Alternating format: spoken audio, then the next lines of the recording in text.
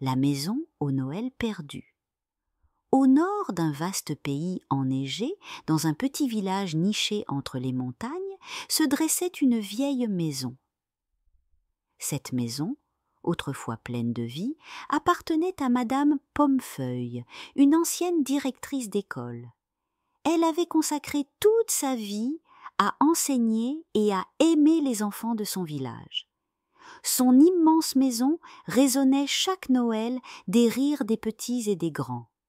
Chaque année, à l'approche des fêtes, Madame Pommefeuille organisait des ateliers féeriques. Les enfants apprenaient à fabriquer des guirlandes scintillantes avec des pommes de pin, des étoiles en papier doré et des couronnes de branches de sapin. Ils préparaient des biscuits parfumés à la cannelle et au gingembre, qu'ils décoraient avec des glaçages multicolores. Elle leur montrait aussi comment sculpter des bougies de cire naturelle et créer des boules de Noël personnalisées.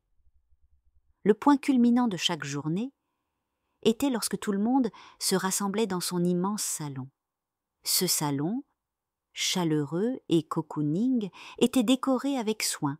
Un immense sapin trônait au centre, orné de décorations faites à la main. Une grande cheminée en pierre diffusait une douce chaleur, et des plaids moelleux couvraient les fauteuils en velours. Les murs étaient illuminés par des guirlandes lumineuses, et l'odeur du chocolat chaud flottait dans l'air. Là, Madame Pommefeuille lisait des contes magiques, captivant petits et grands. Les années passèrent, et les enfants grandirent. Ils quittèrent le village pour poursuivre leurs études ou travailler. Madame Pommefeuille, elle, n'avait pas de famille proche.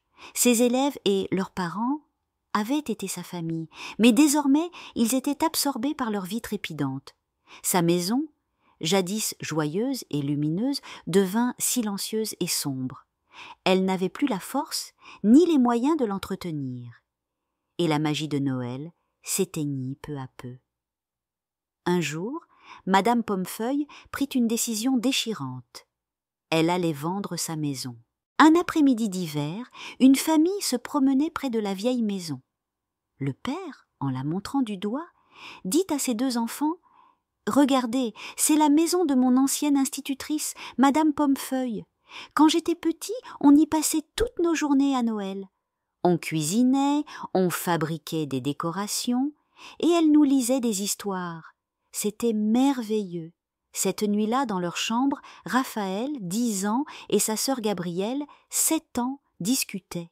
« Tu crois que c'était vraiment aussi magique ?» demanda Gabrielle. « Papa ne mentirait pas là-dessus.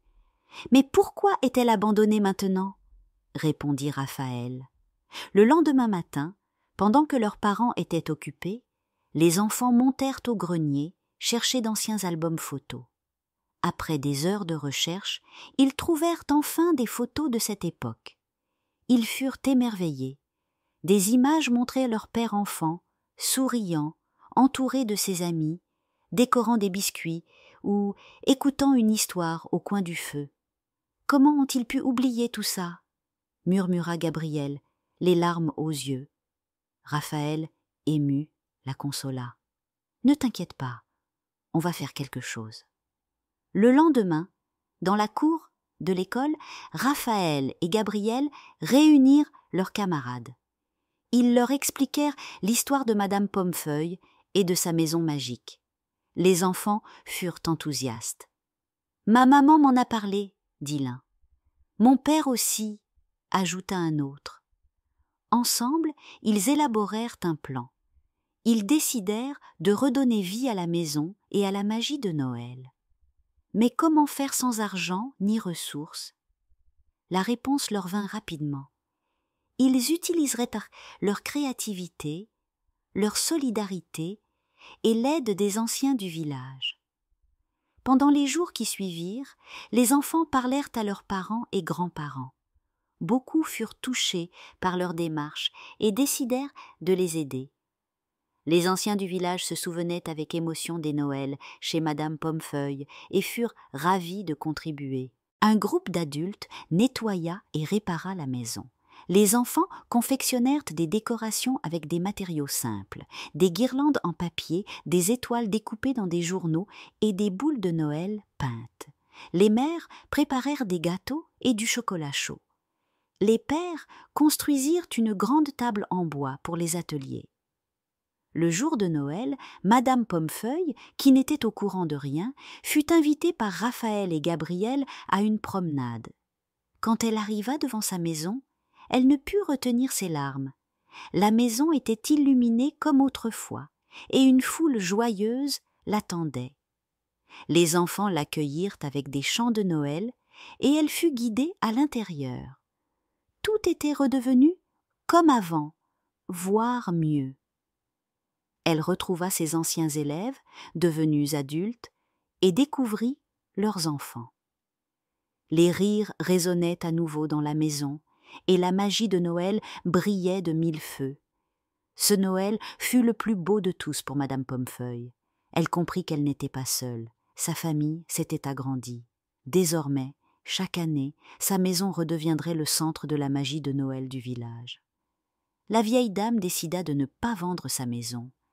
Elle la légua au village pour qu'elle continue d'être un lieu de partage, de joie et de magie pour les générations futures. L'amour, la solidarité et la magie ne disparaissent jamais vraiment. Parfois, il suffit d'un petit geste, d'un souvenir partagé ou d'un cœur pur pour raviver des traditions qui unissent les gens. Dans un monde souvent trop occupé, prenons le temps de nous reconnecter à ce qui compte vraiment, l'amour, le partage et la joie d'être ensemble. Bonne nuit mes petits rêveurs.